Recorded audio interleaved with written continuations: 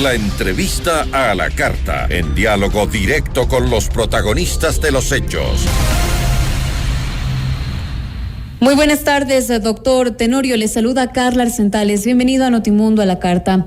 Es sin duda preocupante la situación que atraviesa ahora mismo nuestro país frente al COVID-19 y cómo cada día se incrementan más los contagios. Justamente a propósito de las cifras que se presentan a diario por el Ministerio de Salud Pública, ustedes están pidiendo ahora un confinamiento que sea largo, que sea extenso y que dure aproximadamente 17 días en el país. Buenas tardes, lo escuchamos.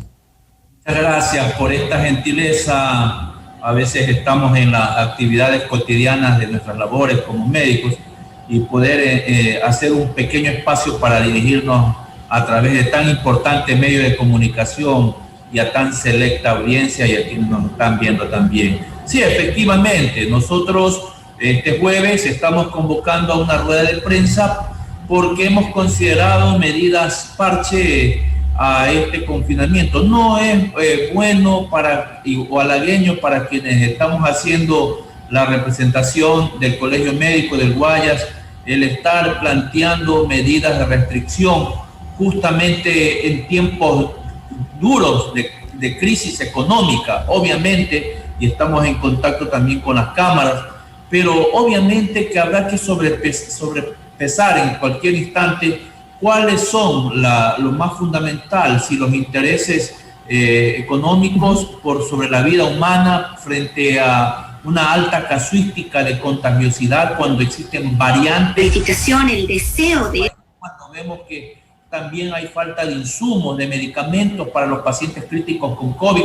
Frente a este panorama de una crisis sanitaria galopante, frente a estas variantes, frente a la indisciplina de ciertos sectores ciudadanos que todavía no alcanzan a entender que estamos en una situación bastante difícil, que nos enfrentamos a un COVID, a una pandemia que no tiene un formato normal o regular de conducta, podríamos decirlo, y que el escenario epidemiológico del año 2020 no es el mismo del 2021, con una casuística en lo que va del año de cerca del 50% ya de los casos totales del año 2020. Frente a este panorama, no nos queda, por desgracia, sino que seguir insistiendo como lo vamos a hacer este día jueves, frente a estas medidas parche que en algo van a paliar, que en algo están haciendo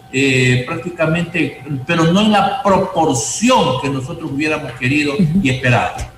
Doctor, ¿usted cree que justamente estas nuevas disposiciones dictaminadas por el COE Nacional han ayudado a reducir los contagios? Usted habla de que son medidas parche, pero si analizamos un poco más allá, son 5 días en donde las personas laboran de manera normal hasta las 20 horas que inicia el toque de queda y el confinamiento es por aproximadamente 48 horas. ¿Qué sucede? ¿Hay tal vez un cambio en que los fines de semana las personas estén en confinamiento? Yo sé que usted habla de medidas parche, pero en este momento también hablamos de que puede ser bastante crítico, hablando de la economía que mantiene ahora nuestro país. Definitivamente usted tiene todita la razón. Por eso yo manifestaba que no nos encontramos en una situación tan halagueña, decía yo. No nos... a veces tenemos que ser el patito feo de estar velando por esta situación. En todo caso, nosotros volveremos a insistir nuevamente frente a la casuística cuando las salas de cuidados intermedios, las salas de cuidados intensivos están copados, cuando mueren alrededor de 14, 15 médicos por mes que están atendiendo. Y ojo, no estoy hablando del sector gubernamental, estoy hablando también de aquellos que están captando pacientes con COVID en el sector privado, en las clínicas privadas, en los consultorios privados. 15 médicos por mes estresados con una situación difícil de muchas veces no poder atender y poder solucionar el problema de la ciudadanía que está afectada por COVID, porque no existen los recursos, porque tiene que entender la Autoridad Sanitaria Nacional que el escenario epidemiológico no es el mismo, que tenemos que tener que implementar un plan de mitigación cortando, frenando la movilidad, frenando también, cortando la cadena de contagiosidad, la cadena de transmisibilidad, y solamente lo único, por desgracia, que no es que nosotros lo inventamos, sino que simplemente es una norma que está establecida por la OMS, Organización Mundial de la Salud, que establece justamente que solamente los gobiernos tienen que controlar en estos casos de pandemia, son los directamente responsables de la movilidad interna y externa, es decir, blindar también nuestras fronteras. Los medios de comunicación serios como ustedes han reportado lo que está pasando en la India, una cepa, una variante doblemente mutante con una casuística terrible, y que cuando veíamos nosotros el año pasado lo que pasaba en la China y en la Cochinchina, digo, hasta que llegue al Ecuador, pero aquí, frente a lo que está pasando en la India, ¿qué esperamos?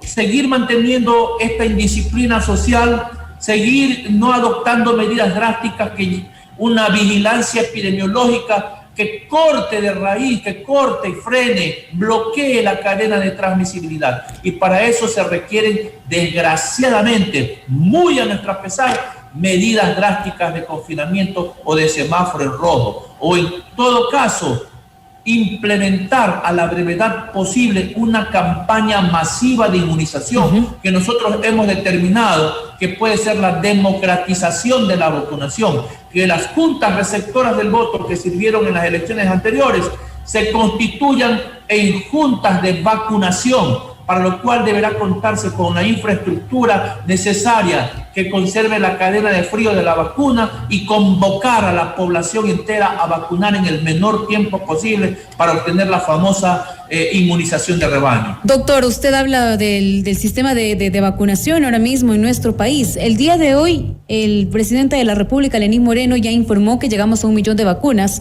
Pero no se habla de 1 millón de vacunados en su totalidad, porque para que una persona esté vacunada en su totalidad tiene que haber recibido las 2 dosis contra el COVID-19, algo que no sucede dentro de este 1 millón de vacunas. Si bien es cierto, son 1 millón de vacunas aplicadas, pero no son 1 millón de personas inmunizadas contra el COVID-19.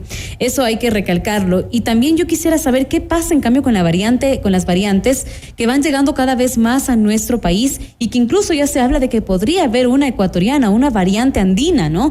Entonces, ¿cómo enfrentar las variantes versus la lentitud con la que avanza la vacunación en el Ecuador?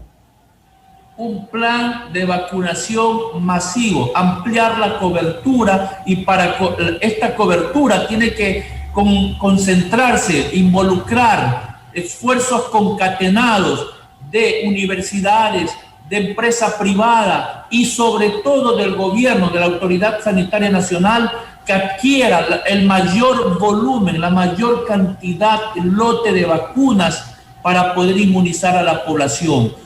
No lo dice Wilson Tenorio, presidente del Colegio Médico de Guayas, pero sí lo dicen los laboratorios de alta tecnología que hacen investigación genómica, y como el laboratorio de la Universidad de Especialidades Espíritu Santo, el de la Universidad San Francisco de Quito, que tenemos un 40% de la variante británica del Reino Unido, que sigue en un 17% la variante de Nueva York, y por estar en la olla del Amazonas tenemos también ya la variante brasilera.